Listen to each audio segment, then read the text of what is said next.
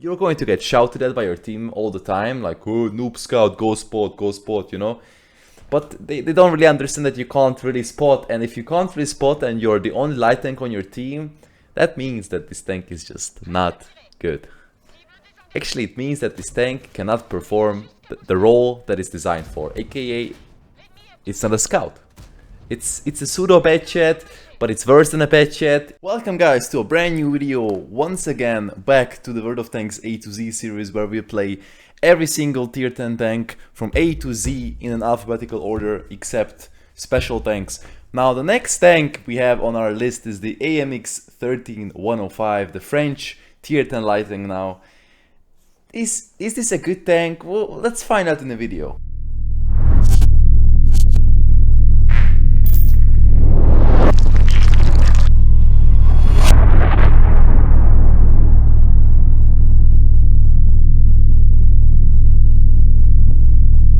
So once again guys, we are on tanks.gg, and before we start, a word.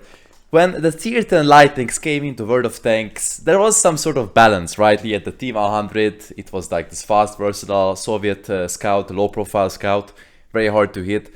There was the AMX 13105, this kind of bad chatty like auto-loading clipper tank, which can be pretty useful against other light tanks because of the clip power. There was the RAGM Panzerwagen, which was okay. Like a fast, nimble scout, kind of like the RU251 back in the day, the tier 8 RU251 and the tier 9 right now. There was also the Chinese one, which was kind of useless, the WZ131 2, I think it was called. And there was also the Sheridan, which is, you know, you have the troll gun, which is kind of memey. It's huge, it's very kind of useless almost, but you had some sort of balance. And then the EBR 105 became released onto the servers, and it just kind of broke this meta. Now you have the Manticore as well, which is kind of useful when it comes to like long range spotting. You have the EBR for like a very active spotting, you know, it's very fast, ready to hit with overpowered gun. And you also have the T100 still. And these are the three tanks that are kind of in use, but you know, these tanks like that AMX 13105, they kind of became really underpowered and power creep because of the release of the EBR 105 onto the live servers. Now let's take a look at this tank and see if this tank is good at all. Now, once again, it's a light tank, and you're going to have a lot of choices now for equipment. I personally would like to play with optics, vents, and burst tabs. You can play this with many setups, but the only good thing about this tank is the gun, and that's what you want to take and make use of. This tank is not really an active scout because it's very huge and it's very easy to hit, and it's kind of sluggish as well compared to the other light tanks of its class. So I am kind of playing this tank, and I've kind of played as a damage dealing scout, like a pseudo bad chat with much more mobility and much more view range and camo. But really, you can play this tank with CVS if you would like to. You can play this with turbo to get a little bit of extra top speed and engine power. You can also play it with full shooting, just neglecting the optics, which I don't recommend, honestly. You want to have optics and you want to max your view range, but the burst tab is absolutely crucial for this tank. The other two you can switch around to your liking. Now, what also gives this tank a what also makes this tank quite flexible is the second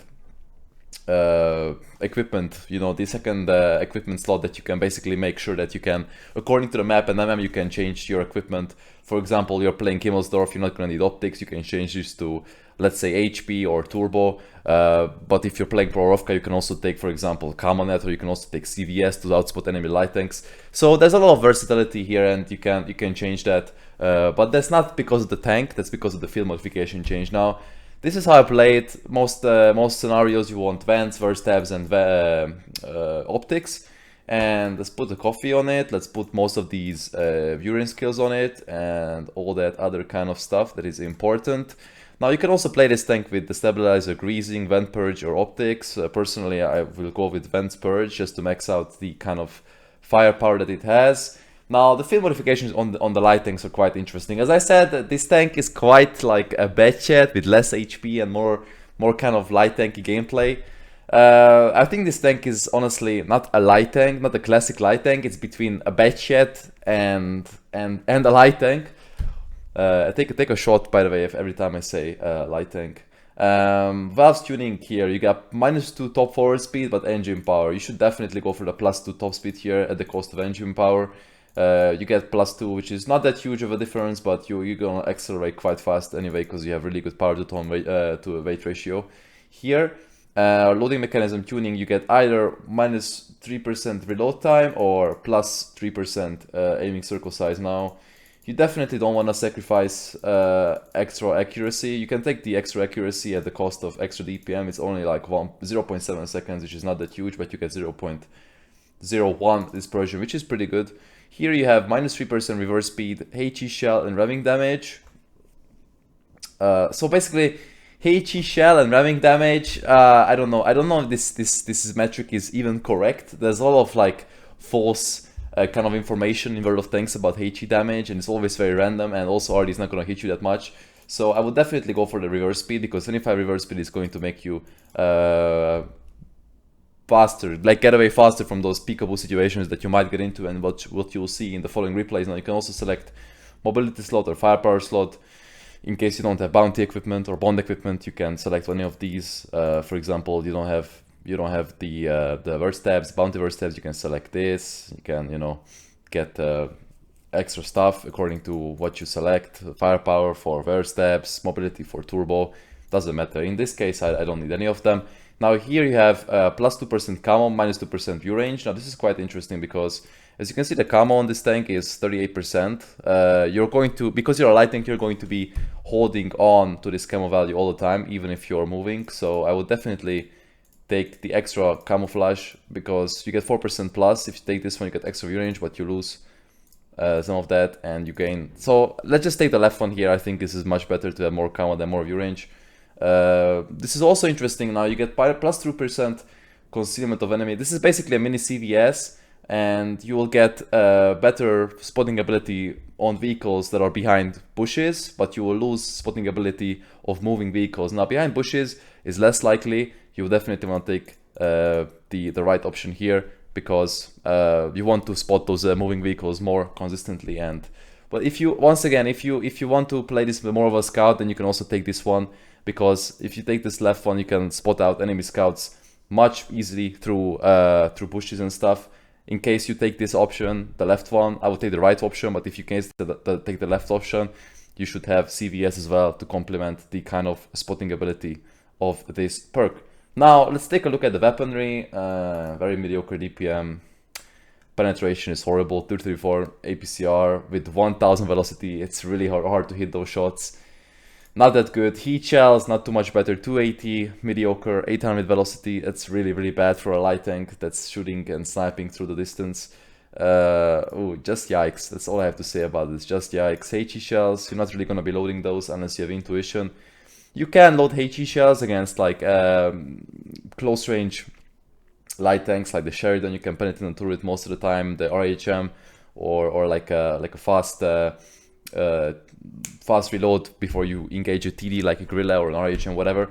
But, and this is why you can't really take HE clips in this, it only has 33 ammunition in the drum. So 33 ammo is basically 11 clips, and you don't really want to be taking that extra HE clip, trust me, because you're going to be running out of clips quite fast, because your reload time is 24 and you're going to be missing a lot of shots as well, and you don't want your last clip to end up being a HE clip and be useless against any other tank. Now, once again, let's take a quick look. Intra reload is basically a bad chat copy, 2.73. It's okay. Aiming time is alright. The gun handling itself is not bad. Dispersion is very bad though. I think it's very inaccurate, 0.4 T2. Now all of this, like, yeah, you get 0.35 dispersion, which is not that bad, but for a light tank, I think with no firepower, it's going to be making you very moldy, and it's not gonna be good. 70 top speed, also very mediocre in the world of tier 10 light tanks. And 25 reverse speed, yeah, I mean, it's just a light tank really, what can you say? The 8 degrees of gun depression is the only thing that's nice here, I think. You can make use of terrain very well with this 8 degrees of gun depression. You can shoot down from hills, from elevated positions and all that.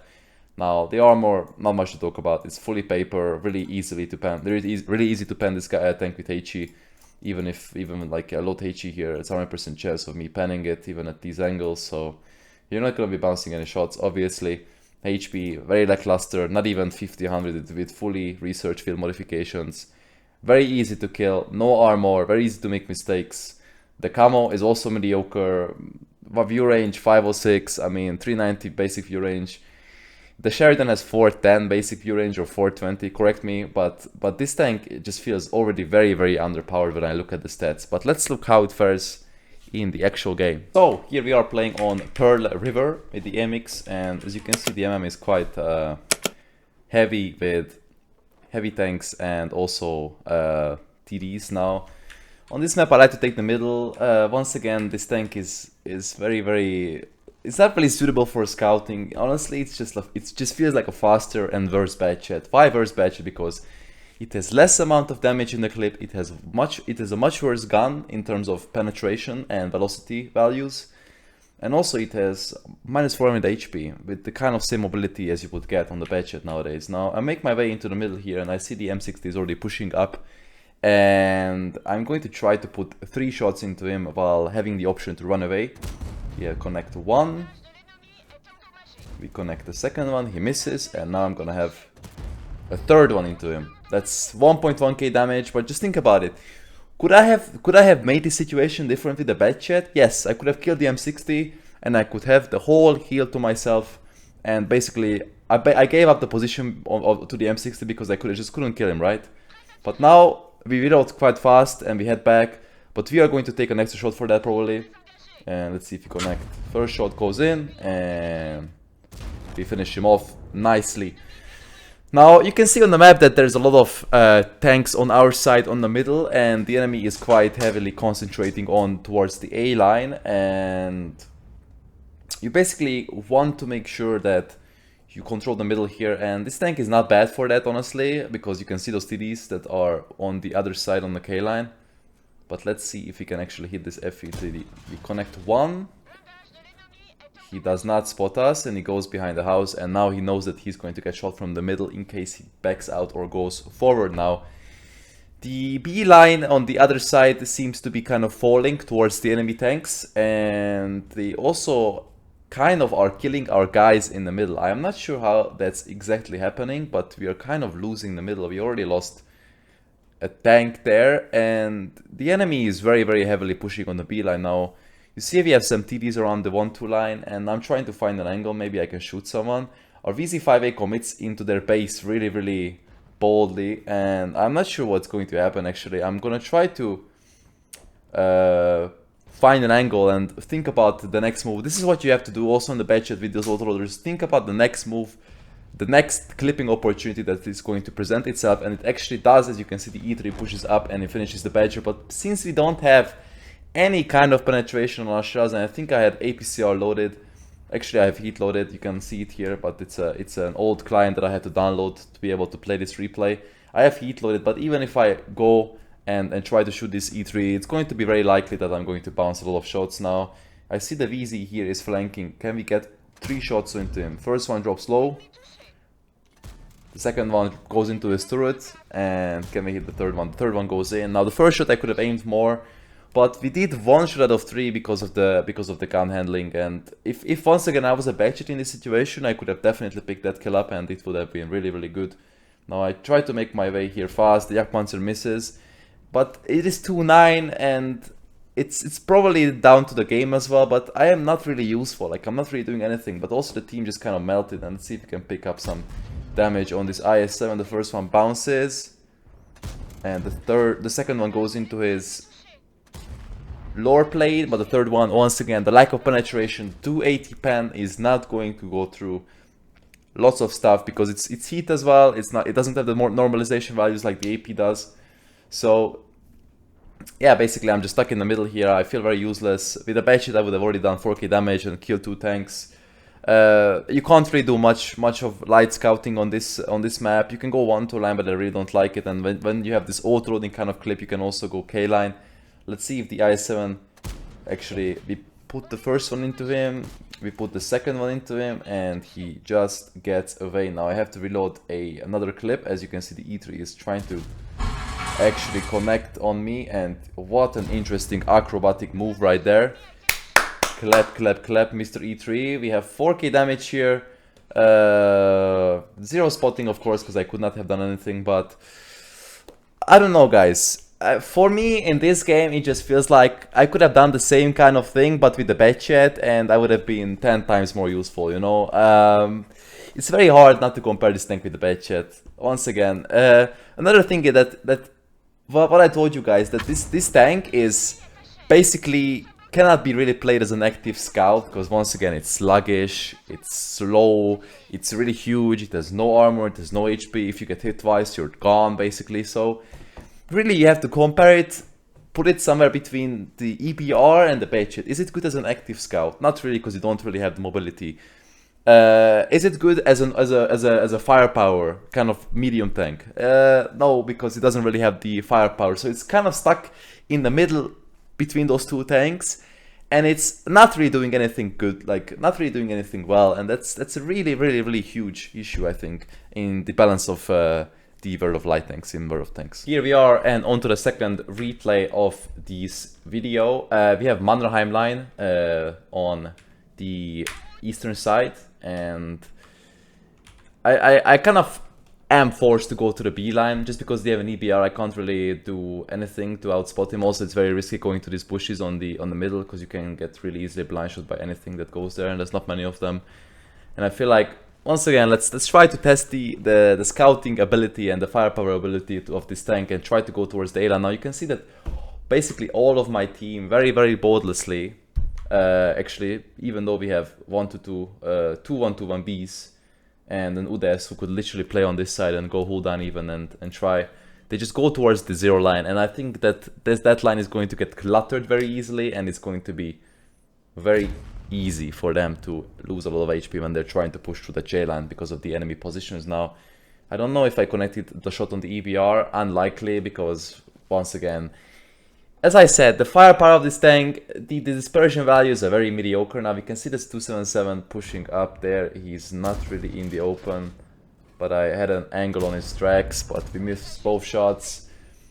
The 50B is already in front of us. That's very dangerous, because their whole team is actually pushing, and this guy's already here. He's going to spot me now here. I'm going to try to stay here a bit. Maybe I can clip him in the turret, and the STRV also has to make it away. As you can see that the STRV runs fully, which is obviously smart. He's going to get probably caught out in case they spot him on the retreat, but I have to also move, because simply even if I clip 3 shots, I'm just going to get overwhelmed and pushed by the enemy tanks. Now, I'm going to try to make my way back towards the base, and let's see if I can actually connect this 50B. I thought he spotted me for that, but he actually didn't. So the camo value is actually held up with the terrain there, and we connect one onto the STB. We missed the second one on the 50B, and can we connect the third one on the 50B? We actually do, and once again, question, would I have done more with a Batchet? I would have done probably one more shot, and I would be on the reload right now. But the only good thing about this tank is that you have the same alpha as the Batchet, but you feel much more compact, right? Like you have less reload, and now basically if I went on a reload with the Batchet, I would not be able to shoot this EBR right now. You can see he auto pens me with 480 with heat shell, but we don't connect the third one as well. So yeah, if he would come around and swing, and if it was a 1v1 scenario, if I missed this third one, he would just come around and shoot me twice again with HE, and I would really have no chance of bouncing him and not making a penetrate. And even if you connect 3 on the EPR, and if he's full HP, you're never gonna win. So what is exactly the point? You know, like, you can't really play this as an anti-scout unless the enemy scout is already one shot down. Let's see if we can connect on this 277. We find the first one. We find the second one. He connects, unfortunately, but we get to finish him right now. And once again, I'm using heat shells because APCR is so unreliable. Doesn't really have the pen. 234 pen is not really gonna go through even those weakly armored tanks reliably. And now I'm trying to find my place, and that's also one thing when I play this tank, I kind of felt like you're always trying to find your place on the battlefield, and it's really hard to digest sometimes, because there's, for example, when you're playing an EBR, it's kind of obvious for you what to do. When you're playing a match, it's not that obvious, but still, I'm gonna try to make my way down here. Very bold move. Actually, I lose 400 HP there. That's my fault. We actually spot the Foshby on the other side, but now I'm going to try to make my way towards this STB and the 430U to clip them and win this side for us. First one goes in, second one goes in, and let's see if we can finish the 430U. This tank can be a surprise, just like the bad chat, when you're trying to surprise those tanks with a clip from behind, and you can see that actually works. But once again, when you're trying to fight those enemy like tier 10 light tanks, and I didn't really have the chance to test that out completely, but I can already tell you that this tank is just not going to suffice in terms of mobility to outmaneuver the ZPRs, to outmaneuver those T100s, and to even outspot those tanks. And it's also not going to be good against the EBR firepower wise. Now you can do this kind of surprising ambushes like the one I did before, but it is not going to get you that much damage, and once again you can't really spot. That's the biggest issue. And also it's not really tempting to spot when you have a 3-shot autoloader, and simply because you're going to get outspotted and outgunned. So while it's good and funny to make those kind of clips on the enemy tanks, and if you really try hard and you're really a good player, you can get this tank up to probably 4k average damage, man. But you're going to get shouted at by your team all the time, like, oh, noob scout, go spot, you know. But they don't really understand that you can't really spot, and if you can't really spot and you're the only light tank on your team, that means that this tank is just not good. Actually, it means that this tank cannot perform the role that it's designed for, aka it's not a scout. It's a pseudo bad chat, but it's worse than a bad chat in almost every possible way. So what is the reason to play this tank? Like, right? You just have better alternatives. If you want to scout, you play the EBR, you play the T100. If you want to do damage, you play the bad chat, you play the Progetto, any kind of autoloader really that has the kind of mobility to move around the map. And yeah, well, we did 5k damage this round, and this, I mentioned, was one of the better rounds that I played with this tank, and managed to get 6k out of here. It's just not good. We have to all face it, guys. This tank is bad, and this is the first time that's actually kind of bad in the A to Z series in World of Tanks. Once again, guys, thank you so much for watching. Hope you guys enjoyed the video. And please write me in the comments, what do you think? How could Wargaming rebalance these tier 10 light tanks to match the might of the EBR and the T100? Like, how do you guys think that would be possible to manage? Is it DPM buffs? Is it like firepower buff, mobility, view range, camo? Just tell me what you guys think. And hope you enjoyed the video once again. Click that subscribe button if you want more videos. Push that like button, and I hope you guys see you soon. Cheers.